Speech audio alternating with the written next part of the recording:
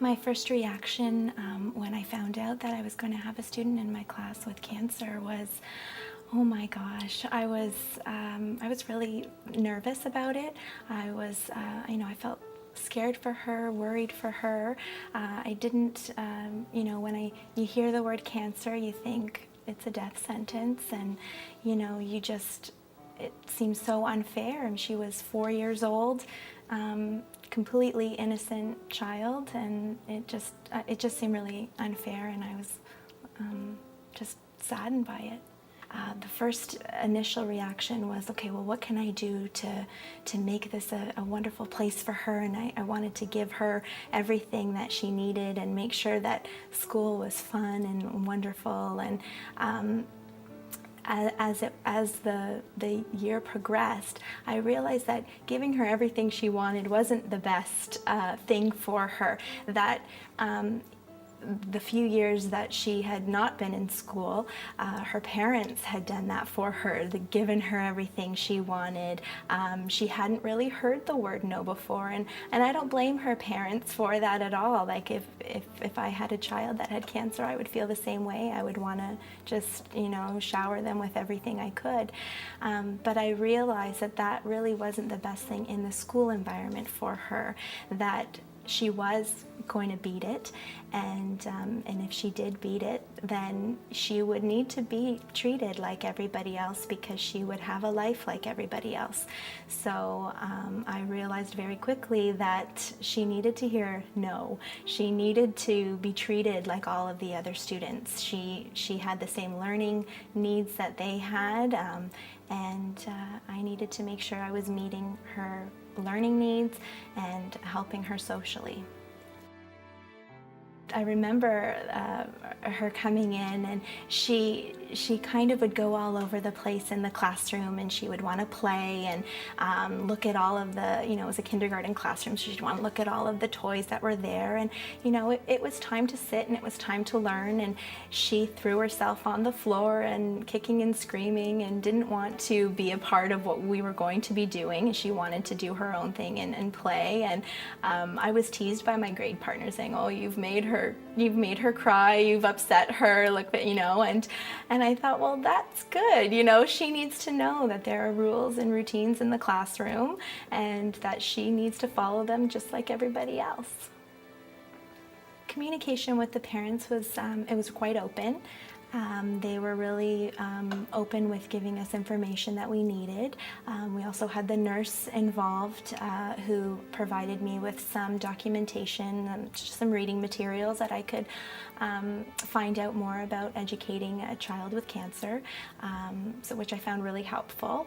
They just let me know how signs I needed to look out for if she wasn't feeling well, certain types of behavior that she might display in the school that would mean that we would need to call home. So if she was feeling really tired, or if she developed a fever, she would need to be called home. So information like that was really helpful to have. In terms of her education, also there was open communication with the parents, just things that they can do to support her learning at home, because she did miss quite a bit of school in the first year, in her JK year. So the parents and I just had open communication where they could be supporting her learning at home for those times that she was going to be away. In her JK year, she had missed quite a bit of schooling, so I was a bit concerned that she would have missed some of those milestones that would prepare her for SK. But at the hospital that she was at, they did a lot of work with her while she was in getting her treatments, and the parents were working with her at home as well. I did have the pleasure of having her in my SK class again, and she was able to keep up. And in SK, she didn't miss as much school at all. Her health was, starting to get a lot better, and And she kept up and has progressed really well. She's now in grade 1 and thriving. She's reading at grade level, and they just finished their unit on story writing, so she wrote a really wonderful story, and she's just doing really well. So it's great to see her growing and just keeping up with her schoolwork. The impact on her fellow students was that they're very quite young at the time. They were just 4, and they didn't really seem to know that anything was different about her. She did have her hair was just starting to grow in at the time. She would wear lots of hats. But they didn't treat her any differently or seem to know. We didn't talk about it too much.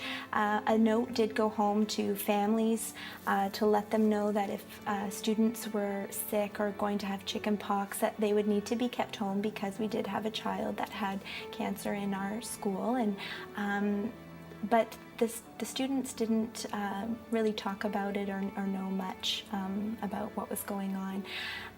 She did have a port in her chest, and we did need to be careful at recess times and gym time that didn't get knocked. And that was a little nerve-wracking for the teachers, because the kids are running all over the place and they fall all the time, they bump into each other all the time. And when we were first watching her, she was a little bit unsteady on her feet when she was running. So it was a little bit nerve-wracking to watch her run around, but the kids they're really gentle, and if she did fall down, she'd pick herself back up and keep going. And we realized that, wow, she's really resilient, and she's not as fragile as we had first thought. And we always had to make sure that when she was outside, that she was covered up, because the medication that she was on, the sun would attract to her, and so she would always have to have like a wide-brimmed hat and long sleeves outside at recess as well. So those were the little things that we had to worry about, in terms of maybe her being a little bit different than the kids, where on a hot day she would be covered up and they wouldn't, but they still they didn't treat her any differently. She made friends really quickly, and she's a really social student, so she had an easy time making friends.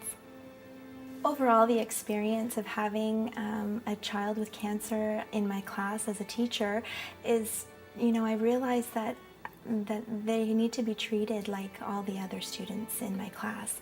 That was just one little piece about her. It didn't define who she was, and it shouldn't take away from her learning needs being met, her social needs being met at school. If I am ever to have another child that has cancer come to me again, I think I'm more equipped and have the tools and the know-how to be able to deal with another situation that's like that.